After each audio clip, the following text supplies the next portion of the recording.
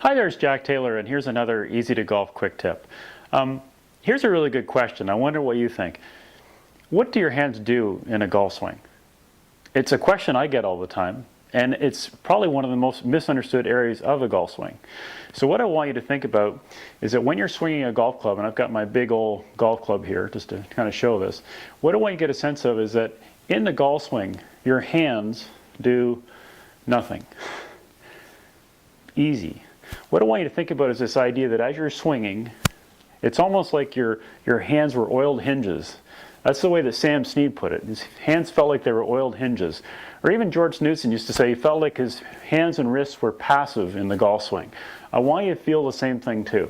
So as you're swinging, the club is just going back and then it's coming through and releasing naturally without any help. I don't know if you could see that additional effort there, but I see an awful lot of golf students that kind of flick their wrists like that, like they're trying to create some sort of extra power, or they're manipulating the club in some way with their hands. Okay, so if you rewind the clock back to the 1940s, 1930s, when they had hickory shafts and clubs that were much more whippy, there was a belief at that time that you needed to kind of supinate and pronate your wrists in an active way, or at least manipulate your wrists in an active way to actually create power in here. So basically from about, here in your golf swing and delivery position in your golf swing through, you could actually snap your wrists and create extra power. And there's even some belief today. There was a really crazy program that came out, AJ's Truth About Golf, AJ Boner's Truth About Golf, and he espoused this entire method of actually flicking your wrists or getting halfway down and then flicking your wrists.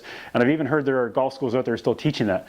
I want you to kind of just take an absolute beeline in the opposite direction and work on a swing that involves absolutely no hands unless you and I have to hit some sort of a specialty shot, some sort of a quick hook or something where we might actually want to roll our wrist quickly to actually shut the face or open the face, kind of like what Bubba Watson hit on the 10th hole in the playoff at Augusta this year. So what I want you to think about is this idea that in a good golf swing, your hands do nothing. So that's a big change because I see an awful lot of people. In fact, I just did a lesson the other day where I was working with a lady and she was coming through and she wasn't releasing the club, but then she would get to the impact with an incorrect folding of her elbows and then actually flick her right wrist to close and shut the face to try to time that squaring. And she got so she was pretty good at actually hitting the ball down her target line, but the real problem is that she's doing it entirely with her hands.